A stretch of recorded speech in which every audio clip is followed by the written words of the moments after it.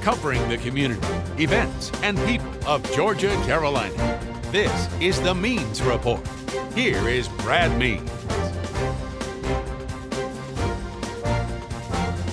Hello everybody, Happy New Year to you and welcome to the 2012 edition of the Means Report. Can you believe it? The new year is upon us. I hope it is good for you so far in these first few hours. I also certainly hope that the previous year was good for you as well. I know that it has been busy. We're grateful to you, our viewers, for making the year in review a happy year in review. We look back at the past 12 months at all that this broadcast has been through and all that we've had the privilege to cover, as well as the stories that we cover each and every day on News Channel 6. And it's just been wonderful to work with you, the members of the community, to keep this broadcast growing as it has, and to keep News Channel 6 going strong as well. You know, one of the key members of the News Channel 6 team is Archith Seshadri. He's no stranger to the CSRA. You watch him each night on WJBF television. And he's been kind enough to join us for our year in review as we look back at 2011 and the people and places and events that have shaped our lives for sure. And Archith, rarely a slow news day last year. It went by so quickly, and it's hard to imagine that, where did the year go by? It seemed like, just started. And now we are again, starting all over. And the interesting part about this industry is you never know what's going to happen. Every day is a different experience, meeting new people, sharing their stories. And I think that's the exciting part about being a journalist, going out there and sharing those exciting stories. You have quickly rooted yourself in this community, made yourself a part of it, but you're not from here. So I ask you this.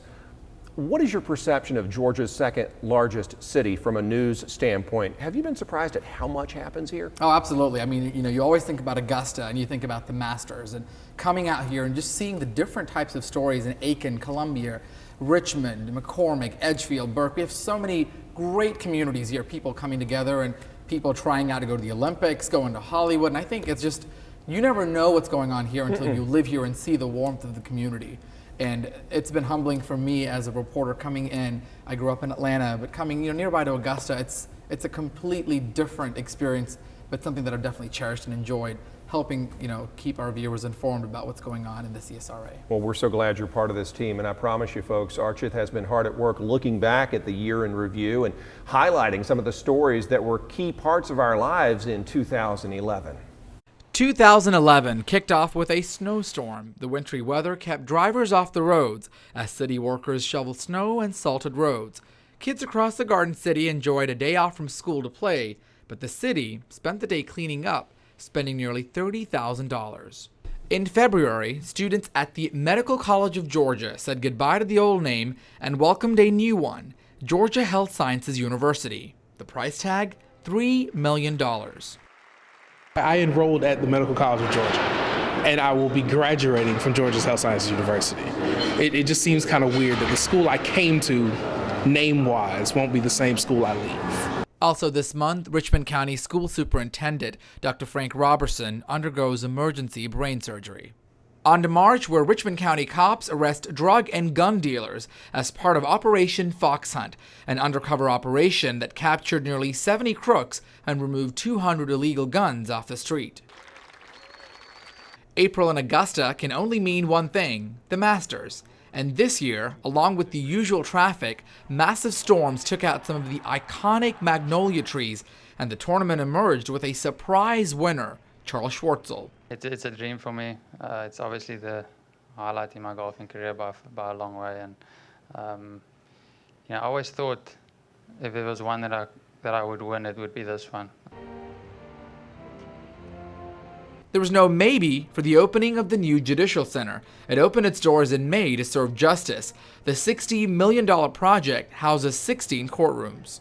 In June, a dispute between a nonprofit group, Homes for Our Troops, and the Nob Hill Homeowners Association left a disabled war veteran without a new home. People take the military for granted. They don't know, the price of freedom. Something that sparked national attention with outpouring from the community and labels like Snob Hill for those who live in the Evans subdivision. In July, players, family, and friends paid their last respects to former Thompson football coach Luther Welsh.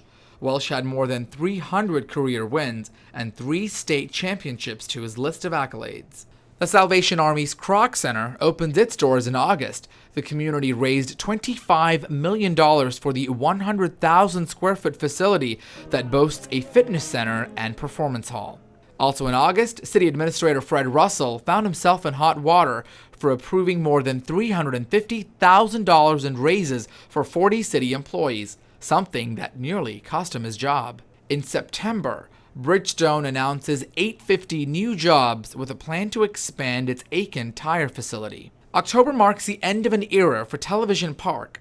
The Downtown Studios closes its doors after WJBF and WAGT open a brand new HD facility in West Augusta. Also this month, the Richmond County Sheriff's Office loses one of its own. Deputy J.D. Paul was shot several times and died after a soldier fired several rounds while checking on a suspicious car parked on the side of Bobby Jones. I tell the community how grateful we are, how thankful we are that they took time to honor my brother and continue to do so.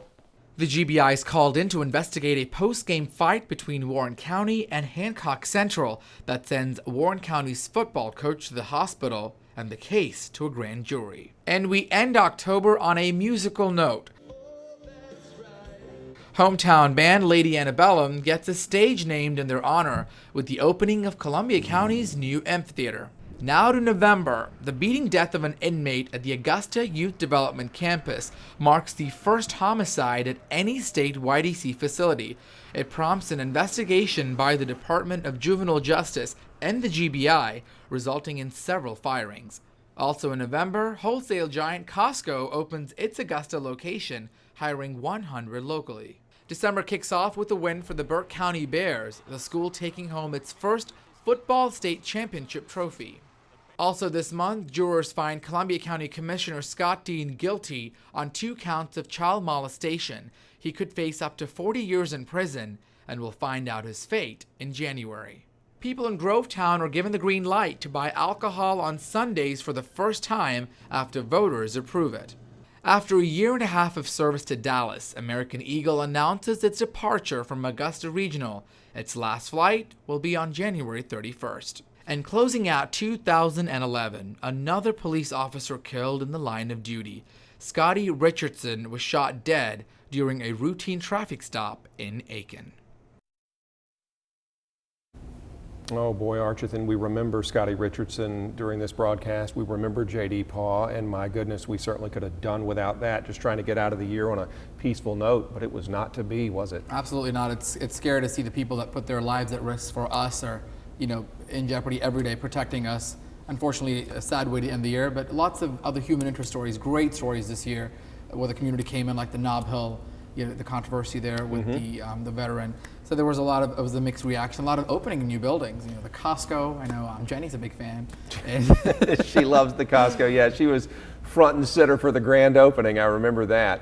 You're right though, stories, whether they're good or bad, positive or negative, they usually prompt a community response. And I think that we'll see, I know we will, in the days following the murder of Scotty Richardson, an outpouring of support, just as we did for J.D. Paul, and whether it's a story that dark or whether it's the story of a grand opening or something bright. Absolutely. It makes people come out and team up. And this year, I know you've covered the news for such a long time. How does this year reflect for you? Has it gone by so quickly? What do you remember from 2011? Well, I remember those sad stories, unfortunately, and I remember stories that leaned more toward negative than positive. I know if Augusta's mayor was here, he'd probably slap me because there have been a lot of good developments in the city of Augusta. Aikenites, same for you. I know that you've had some positive developments in your city as well, but the losses have been so profound.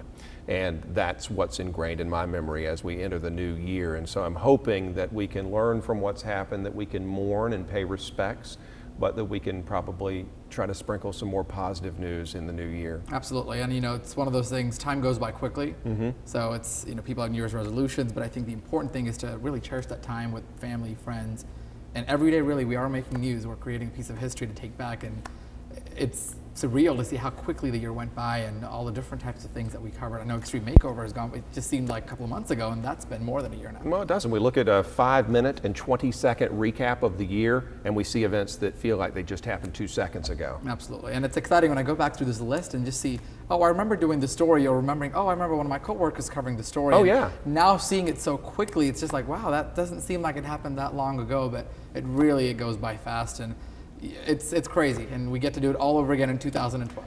Archith, thank you for your hard work, and I look forward to working alongside you in the new year, and Happy New Year to you. Same to you, and same to everybody in DCSR. We're excited, and we'll be back again next year, same time, same place, with some new stories to share. News Channel 6's Archith Seshadri, and I can't let this segment end without a special mention to the family of Mike Ludwikowski, a longtime member of the News Channel 6 team, lost his wife, Sandy, in 2011. We honor her during this broadcast as well. When we come back, our year in review continues with one of those positive stories we mentioned, the Augusta State golf team on top of the world again. Stay with us.